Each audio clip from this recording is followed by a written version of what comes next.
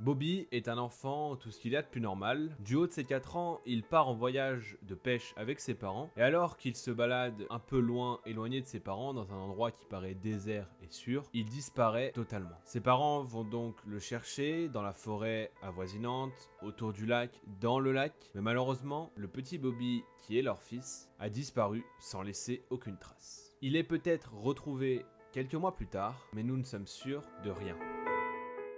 Salut à tous et bienvenue dans cette nouvelle vidéo. Si vous ne me connaissez pas encore, sur ma chaîne, je raconte des histoires horribles, incroyables, des threads d'horreur, mais aussi des crimes réels. Alors si vous voulez en voir plus et de plus en plus, n'hésitez pas à vous abonner et bien sûr à liker et à partager cette vidéo si elle vous plaît. Sur ce, on est parti pour l'étrange disparition de Bobby Dunbar. Venez avec moi, let's go!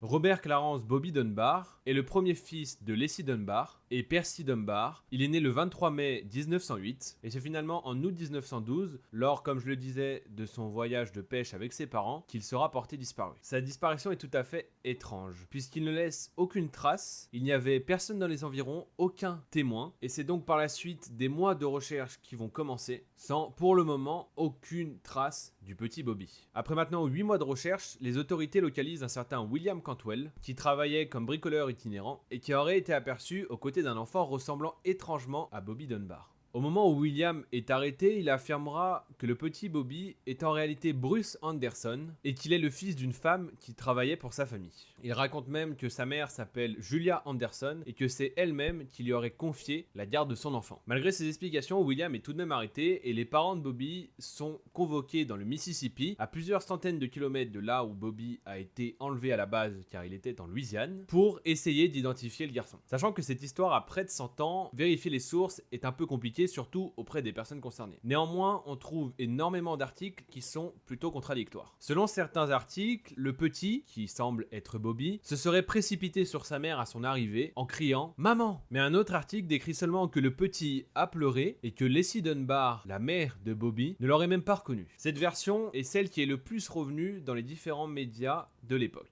Comme quoi, les deux parents Dunbar auraient eu un doute sur l'identité du petit garçon. Et il y a d'autres articles dans ce sens. Par exemple, lorsque le petit garçon, qui est supposé être Bobby, aurait aperçu son oncle Alonzo Dunbar, il aurait, selon certaines sources, couru vers lui en criant que c'était son oncle et en lui faisant un gros câlin. Seulement, encore d'autres sources nous disent totalement l'inverse et qu'il n'aurait pas du tout réagi et qu'il n'aurait montré aucun signe de reconnaissance. Finalement, après plusieurs jours à essayer de l'identifier, ce qui va convaincre Leslie Dunbar que ce garçon est bien son fils, c'est ses cicatrices sur le corps ainsi que ses taches de naissance, car selon elle, Bobby aurait exactement les mêmes. À ce moment-là, la police n'a aucun doute, c'est bien le fils de Leslie Dunbar, et il repart avec ses parents en Louisiane, où il sera accueilli par un défilé pour son retour au pays.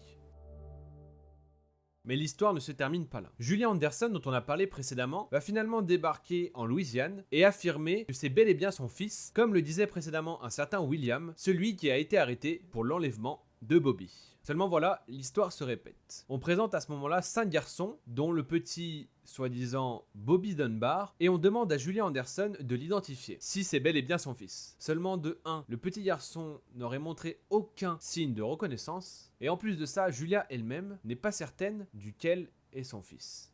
Le lendemain, elle a finalement été autorisée à déshabiller les garçons et lorsqu'elle a vu les cicatrices sur le corps du petit Bobby, elle a à son tour affirmé que c'était bel et bien son fils, Bruce. Cependant, l'information qu'elle n'aurait pas réussi à identifier clairement son fils la veille s'était déjà répandue. Et donc, à ce moment-là, elle n'est pas crue. Et en plus de ça, c'est une autre époque. Mais les femmes qui ont eu 3 enfants, dont 2 déjà morts et sans être mariées, sont très mal vues. Sa réclamation concernant son potentiel fils est donc rejetée. Par la suite, Julia ne pourra pas emmener cette affaire en justice car elle n'a pas d'argent pour payer un avocat. Elle est donc forcée à retourner en Caroline du Nord d'où elle vient. Elle reviendra par la suite en Louisiane pour le procès de William et pour témoigner de son innocence et aussi réclamer son fils Bruce. Durant le procès, de nombreux habitants de Caroline du Nord qui connaissent William se sont déplacés pour témoigner en sa faveur. Et certains auraient même déclaré avoir vu justement William avec ce petit garçon avant même la disparition de Bobby. Malgré tous ces témoignages, William est reconnu coupable d'enlèvement et finira en prison. Quant au certain Bobby ou Bruce, on ne sait pas vraiment. En tout cas, il sera déclaré comme étant Bobby Dunbar et retournera dans sa potentielle famille. Malheureusement ou heureusement, on ne sait pas. Julia Anderson, pour faute de moyens, ne pourra pas continuer ce procès et cette réclamation. Et ce petit garçon, qui est soit Bruce, soit Bobby, deviendra définitivement Bobby et vivra le reste de sa vie dans la famille Dunbar. Le petit garçon nommé Bobby Dunbar va donc grandir, avoir 4 enfants et se marier, et finalement décéder en mars 66.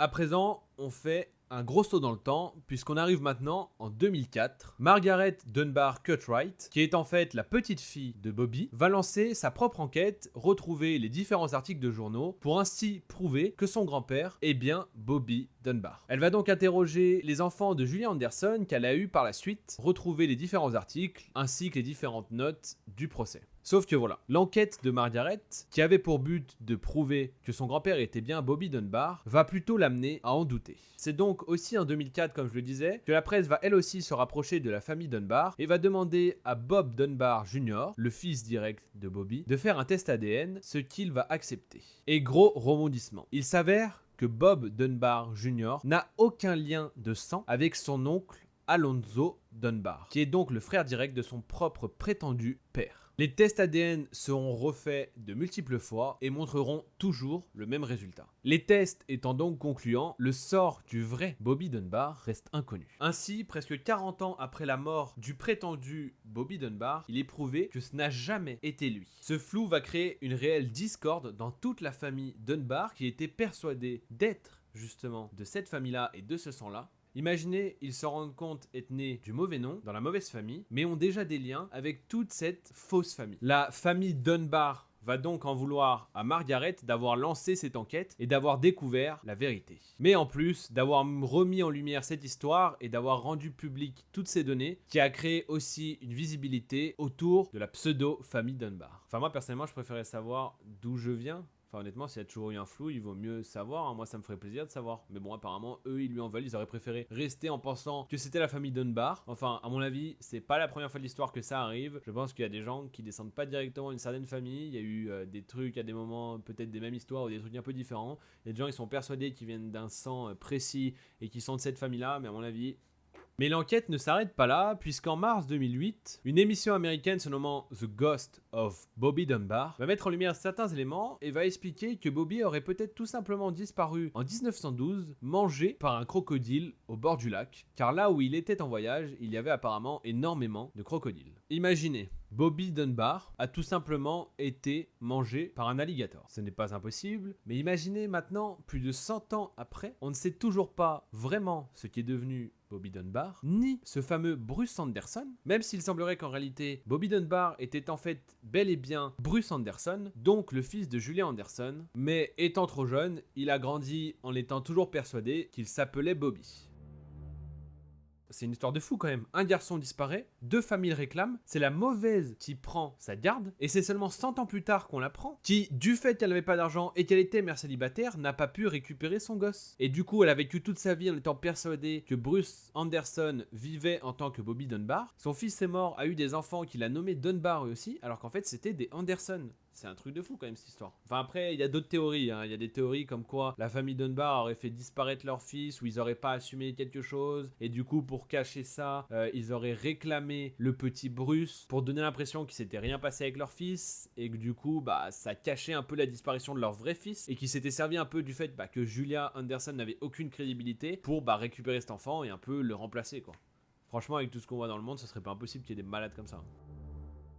Bref, j'espère que cette histoire vous a plu. N'hésitez pas évidemment à me le dire dans les commentaires si ce type de format vous plaît. Et puis bien sûr, si jamais l'envie vous prend aux tripes, n'hésitez pas à liker, à partager et évidemment à vous abonner pour soutenir cette chaîne. Si vous voulez me dire dans les commentaires ce que vous voulez voir, si vous avez des idées, etc., des trucs que vous voulez que je creuse aussi, peut-être que vous avez vu un article, vous vous êtes dit « Ah putain, cette histoire ça peut être intéressant, mais on n'a pas beaucoup d'infos. » Peut-être qu'en me l'envoyant, moi je vais me dire « Ah sympa » et je vais aller creuser parce que c'est mon truc de creuser en général quand je suis dans une enquête. Je me lance dans le truc et j'y vais, je creuse, je vais chercher les articles en anglais et tout. Je me suis retrouvé sur la télé américaine la dernière fois.